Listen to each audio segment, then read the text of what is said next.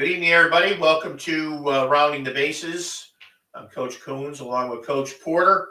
And what an exciting couple of weeks it's been. You know, college baseball in full swing, college softball in full swing, opening day for baseball.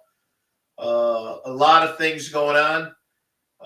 But what I thought, Coach, we talk about tonight is maybe a couple things that are going on with the sports and so on. First thing, I was going to mention is 78.3 miles an hour softball. Unhittable. How do you, you just leave your bat in the dugout and go up there and just watch it? Because they split it, say 100, 101 miles an hour, major league speed. Yeah, that's amazing. And from that short a distance, it's just, you've got to have timing. Obviously, it's all about timing, right? And that's what I was going to say. It's not only strength training at that point, but it's technique and how you get your arm to meet your weight coming forward. Yeah. That's what it is. Now, this girl didn't throw that hard when she was recruited, so obviously she's making something of herself while she's there as well. Yeah, she's developing. But we're seeing velo all across the board now, right? In both sports, everybody's looking for velo. And Coach, you can talk about softball in this, but when I was in college, I remember if guys were like 88, 89, 90, there were scouts there watching, and that was a big deal because maybe you could get the kid to 92 to 94 or whatever. Today, you're just another guy at 88 to 90. Velo wise. What's scary piggybacking on that is in softball, usually you have one or two pitchers that throw your whole year. So You're going to see this girl numerous times throughout the year.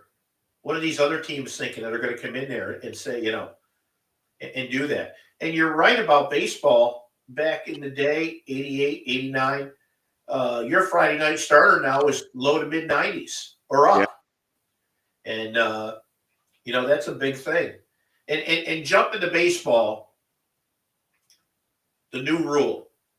We're now playing with, or transitioning into playing with the double base at first. Softball also has the double base at first. I think what we got to explain a little bit is how that rule works. I've seen it twice now.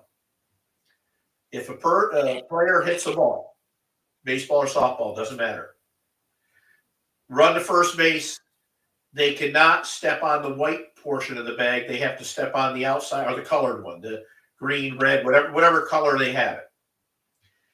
If they don't and they step on the white, the first baseman can go and tag that runner and they would be out. In fact, I saw it, two different situations with that. But the one I saw, ground ball to shortstop, ran to first, beat it out, stepped on the white part of the bag.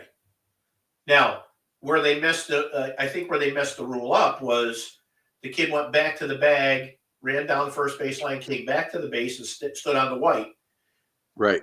They asked for a challenge from the bench. There was no tag. And the umpires at the time looked at it and came back and called them out. But I believe the rule states that the first baseman would have to tag that runner before they get back on the base. The umpire makes the call. Then there would be a challenge to it.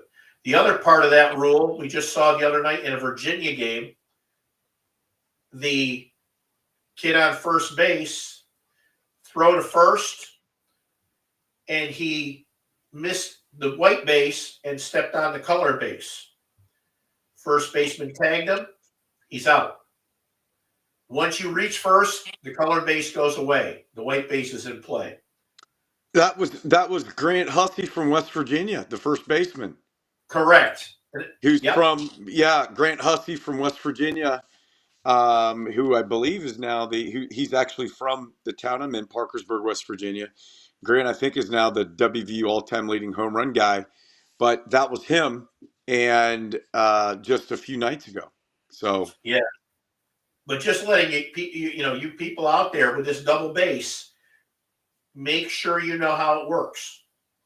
You yes, cannot touch the white base running to first unless it's a single.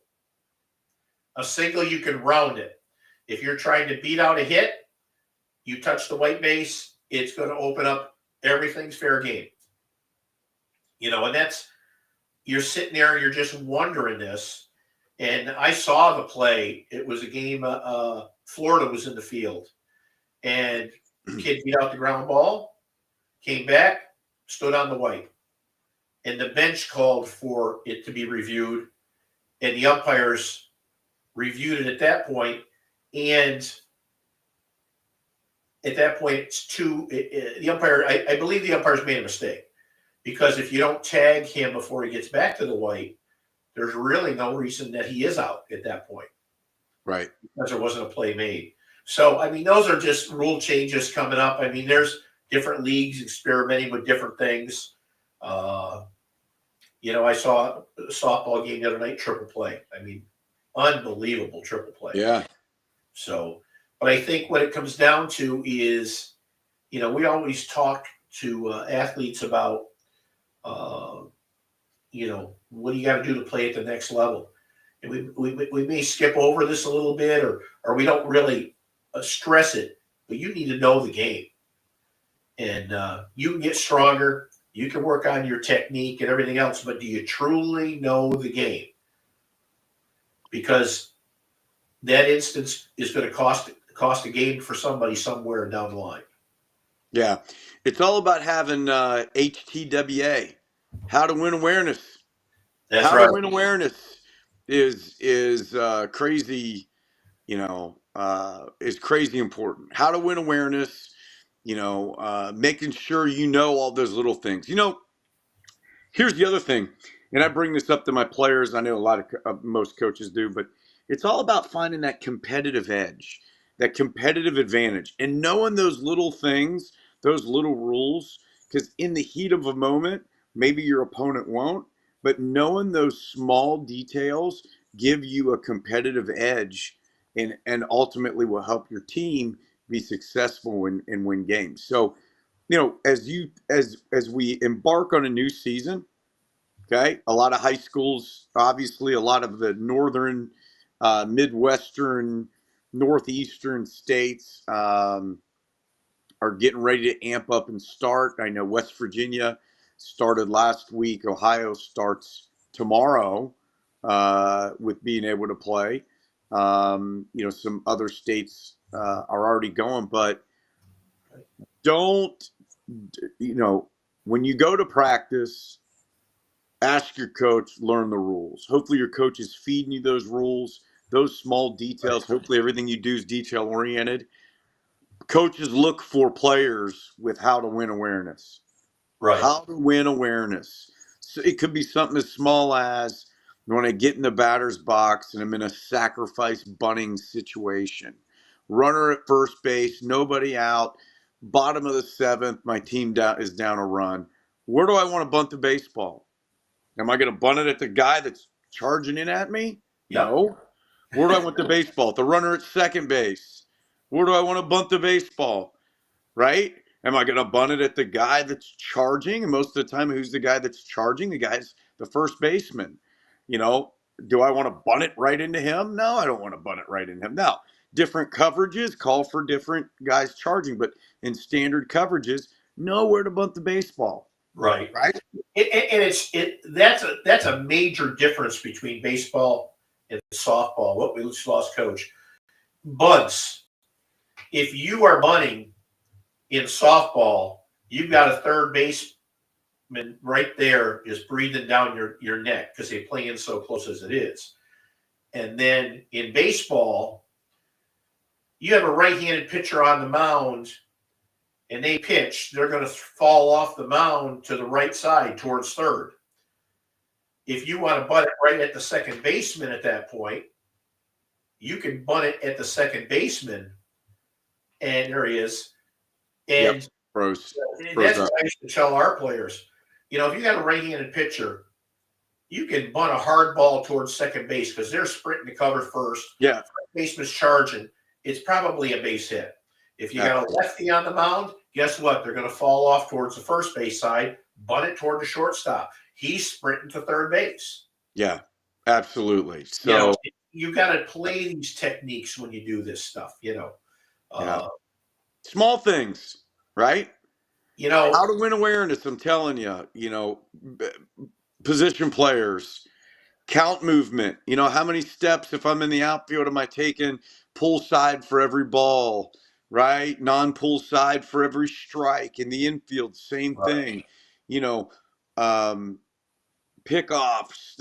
Look at all that stuff, right? Today, you know, our team, you know, we played a machine game in an inter squad. Runner at second base, nobody out. If I'm not bunting, what am I really trying to do? I'm trying to hit a hard skimming ground ball to the right side because I know that getting a runner to third base with 0 or 1 out, the likelihood of him scoring is very high. You know what I mean? So how to win awareness, and it goes through those details. Know the rules. Know the rules. Know the basic rules. Now, do you have to know every single crazy rule in the rule book? No. But know the basic rules. Coaches look at players, right, with that type of stuff. Guys that can win, guys that understand. Not, you know, it's great to work on your swing and work on your swing and work on your swing. If that swing doesn't play in a game and you don't know, or you don't have a plan up there to help your team succeed, then what are we doing, right? And I'll tell you, you know how many times games that I've seen between our last podcast and today where the bunting was atrocious. Yeah. That's one little part. That's like free throws in a basketball game or whatever, an extra point in a football game. You got to be able to bunt. You know, between softball and baseball, I can't even tell you the number of missed bunts or pop-ups. And the other thing is, the other suggestion I would make is in the field, know what you're going to do with the ball beforehand. Yeah. I saw probably 3 plays in the same game where there was a speedster at second base, the bunt was laid down, fielded by the third baseman. They would turn, look at third, then have to turn back around and overthrow first. My philosophy back then is, look, the team is giving you an out. Yeah. Take the out. You know, and coaches have different philosophy. That was mine. You know, I'll take my chances. And let's face it, if you got your pitcher in there, he's in there for a reason. Take the out and help him out. Maybe he'll help you out on the next batter. Absolutely. I agree. And, you know, those types of things separate you, right, as a player. I mean, they really do. So in the recruiting, and Coach Coons and I have both done this, you recruited guys with a lot of ability, but have zero how to win awareness. Right. Right. And that starts with, if you are wanting to play at the next level, and this blows my mind with guys, watch games, watch baseball, pick things up, watch the game, right? Pick things up, see what other teams are doing, see big leaguers, see college baseball, a lot of great stuff. And all the things that are going on in this game right now, they're all cyclical. You know, eventually we're going to go back to hitting coaches saying it's okay to hit ground balls. Yeah. Right? We will. Eventually we're going to go back to talking about guys that have pitchability instead of just velo. It will. It 100% will. Yep. So learn about the game. I'll tell you. Learn about the game. If you don't want to watch baseball, watch the movie Moneyball. Even Yeah. though it's done on numbers and points, listen to what they say in that movie. If they're going to give you an out, take the out. You're not here to be a home run hitter. Do what you do best. Excellent movie. And again, it's the movies. I understand. But what they say in that movie, it makes a lot of sense. You've got slap hitters that are trying to hit home runs. It's home run hitters who are trying to bunt or do something else. Play the percentages, and your coach will explain that to you. Yeah. We did something with our hitters, and I know this is going to go against the grain, but, and I see you starting to smile a little bit, but we didn't like that. This is just recently, and hitters, we're throwing all kinds of nuggets at you tonight, and, but back in the day, when you and I were coming up, right, we were always told to create backspin, you swung down on the baseball. Right. To create backspin, right? Now we've gone to hit the bottom of the ball, stay on the inside of the ball, blah, blah, Right. blah, try to lift, launch angle, all that stuff, right? Well, launch angle is a thing, 100%. But our hitters, we didn't like what was happening. So guess what we went back to? Creating backspin by swinging down on the baseball. Yep. And our hitters have improved greatly. Really, we've gotten away from being too shouldery, barrel staying in the zone longer, blah blah blah blah blah. But really, I think people will go back. I think it's cyclical. I want to tell everybody, in 2006, I coached I was a head coach at a high value university. We had 340 as a team, and Which that was was like a unheard top. of. Yeah, we had 340 as a team, right? And I know a lot of hitting guys back then, and we were swinging some thunder stick bats back then too. That ball would jump. We didn't let our guys hit fly balls in batting practice. You had to hit a line drive or a hard skimming ground ball. Matter of fact, we used to hang on the bubble that you put on the field for batting practice. We used to hang a net over it so guys couldn't top spin elevate balls.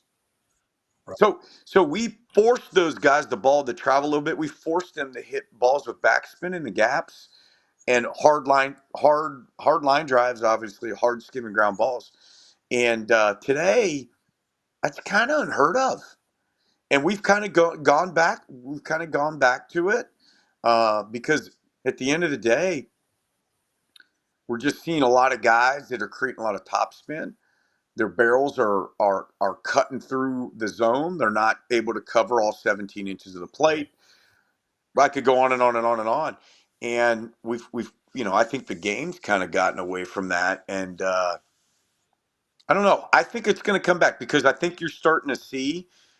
Obviously, you're seeing safety squeezes again. You're seeing some different things. Eventually, because we're getting long swings, guys are getting shouldery, blah blah blah.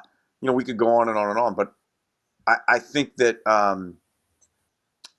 that's gonna. It's all cyclical. Oh I'm yeah, telling you. yeah. I agree. Hey, the other thing I wanted to do tonight, mention a couple of our clients out there. We have one at Oklahoma Christian University, leading his team in hitting. We have a softball player hitting over 300, and going to give a shout out to Delaney, one of our other clients, first home run this evening. So congratulations. That new bat must be working very well. But that's what we're doing. We're 100% so far placing people, and they're being successful. They're enjoying it. Absolutely. And I think that's the key. We're here to help give you options to look at.